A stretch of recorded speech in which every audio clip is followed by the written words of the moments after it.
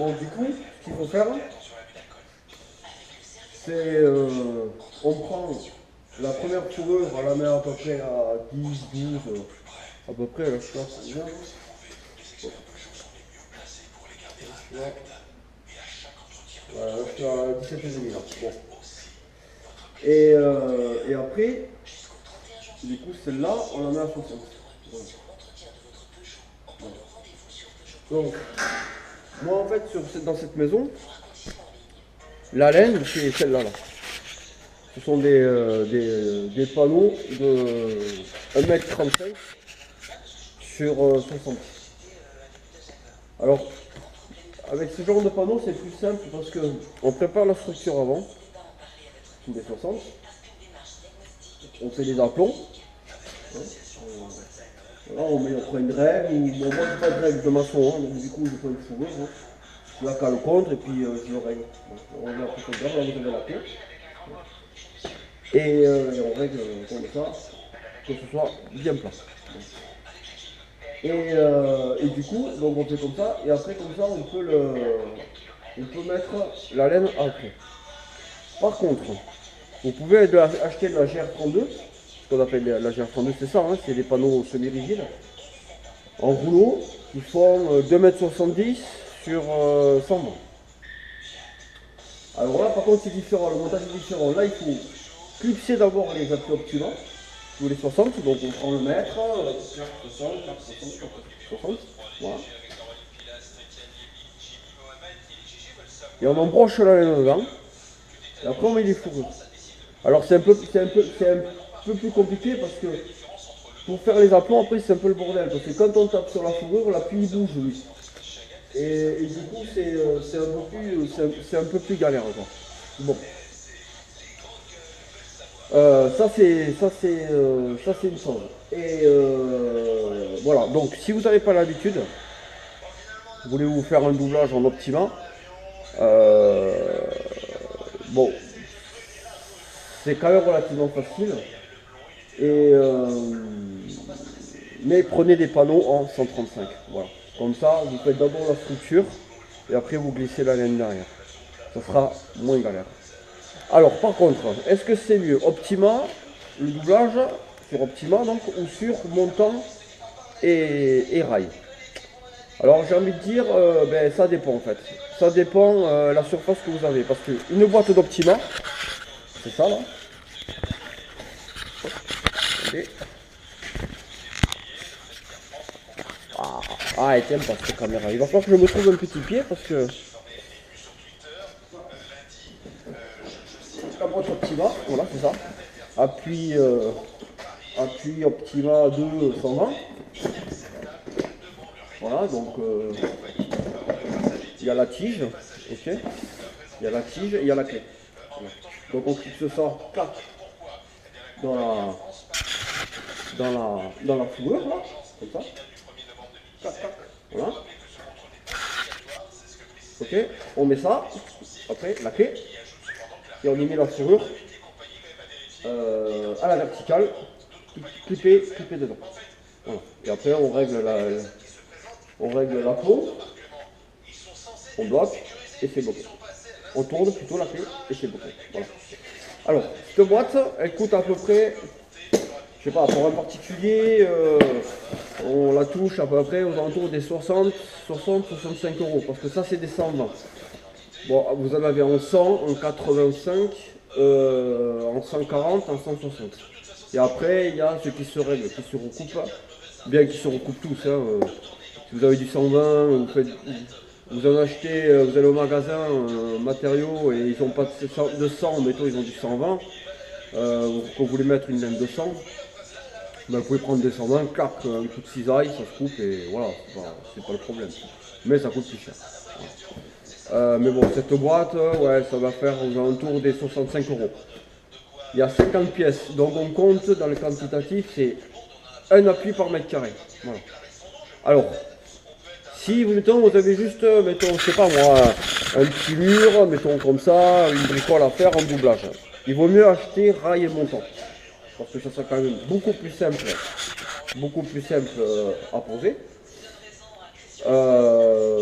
voilà, et ça vous coûtera moins cher. Par contre, si mettons, vous avez je sais pas, bon, vous achetez une maison, vous faites faire une maison neuve, et vous décidez de vous garder vous l'intérieur, hein, ça se fait de plus en plus. Surtout maintenant pour l'électricité, il y a les pieuvres électriques, pour la flotte, il y a les pieuvres hydrauliques, enfin voilà, donc ils font quand même des trucs assez simples. C'est assez simple en fait à mettre en œuvre, hein. C'est ce qu'il y a d'ailleurs ici. Vous pouvez vous dire, tiens, moi je vais me faire l'intérieur. Bon, alors dans ces cas-là, il faut mieux passer sur Optima. Parce que la fourrure et la lisse Optima coûtent beaucoup moins cher que rail et montant. Voilà. Et en plus, au niveau des ponts thermiques, je préfère l'Optima. Parce que vous avez la laine qui va se toucher l'un qui est derrière l'autre. Okay, vous allez avoir des morceaux de 60. Il va y avoir des morceaux de 60. Et du coup, la laine, elle va passer par derrière, elle va se toucher. Sur montant, c'est un peu plus compliqué. Si vous passez sur montant sur 48, un montant 48, c'est les montants qu'on se sert pour les cloisons. Ici, c'est ce qu'il y aura, hein, donc il y aura des vidéos dessus. Quand vous faites, mettons, un doublage avec 10 cm de laine, les montants, ils font 48. Du coup, bon, il y a des astuces, quoi. Il faut couper la laine et la clipper dedans, pour que ça se touche derrière. Mais ça, mettons, vous prenez du M100, des montants en 100, pour des hauteurs, pour des grandes hauteurs, quoi. Bon, le truc, c'est que vous avez le montant et vous avez la ferraille, quoi. Et du coup, la laine ne se touche pas. Bon, c'est pas mauvais non plus, mais ça crée quand même un petit pont thermique, quoi. Voilà. Donc, bon, c'est pas méchant, ça peut se faire, hein, c'est pas... Mais voilà. Bon, mais on va parler surtout au niveau du coût. Si vous n'avez pas beaucoup, vous achetez montant et rail. Ce sera plus rapide à la pose et ça vous coûtera moins cher. Par contre, si vous avez beaucoup, c'est intéressant de passer sur Optima. Bon. Après, ça négocie avec le magasin de matériaux. Hein. Si vous faites toute une maison neuve, là, dans cette maison, je crois qu'il y a 4 ou 5 palettes, 4 palettes et demie de placo. Il y avait 100 fourrures, il y avait 40 lisses. Bon, il y a quand même pas mal de matos. Il y a les portes intérieures, il y a tout ça. Donc, du coup, ça se négocie. Moi, en tant que pro, je la touche en TTC, celle-là, la 120, je la touche à 45 €. Voilà, donc vous pouvez voir, vous peut-être à la toucher, je sais pas, à 50 €. Après, c'est à négocier avec le marchand de matériaux, quoi. Voilà. Voilà. Donc du coup, tiens, voilà. Du coup, c'est intéressant, ça sera marqué sur la boîte. Donc il y a marqué quantitatif, un appui par mètre carré, hein, c'était ce que je vous disais. Voilà. Et donc celui-là, c'est fait pour un isolant, une épaisseur de laine de 100 à 120, ce que je vous disais tout à l'heure, hein, on peut les recouper. Et pour une menuiserie de 140 à 155. Bon, là on est sur une menuiserie de 140, mais avec l'épaisseur, le cadre qu'ils ont fait en ciment, on est à 150. Voilà. Alors, quand j'ai mesuré, j'ai trouvé 15 cm. Voilà. Donc, voilà. Après, c'est sûr que c'est un peu plus compliqué que sur montant et sur rail, quoi. Hein, voilà. Donc si vraiment vous n'en avez jamais fait et que vous dites oh là là, il faut régler les appuis, machin, c'est trop compliqué, il faut mettre la fourrure. Bon, mais vous achetez des rails et des montants, un rail en bas, un rail en haut, vous clippez les montants.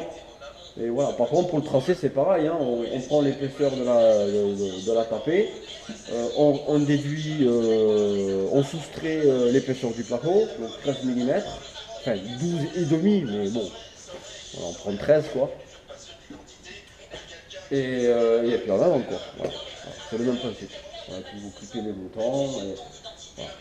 Alors, par contre, bon, là c'est pas prévu, mais sans doute que je ferai des vidéos, parce que ça m'arrive quand même souvent de faire ou des plafonds autoportés sur montant et rail, ou des doublages sur montant. Par contre, il faut les doubler. Voilà. Hein, en contre-cloison, en demi-style, ce qu'on appelle en fait. Hein. Un doublage demi-style, parce que voilà, il n'y a qu'une plaque, on double les montants. Voilà. Il y en a, ce qu'ils font, ils font des équerres, là, ils fixent dans le mur avec un montant. Bon, moi, j'aime pas. Bon, faut, je veux dire, il y a des normes, donc il faut quand même un petit peu les respecter, quoi. Voilà. Voilà. Donc du coup, bon, mais je vais continuer, et puis comme ça, ben, en même temps, vous pourrez voir comment je fais. Allez.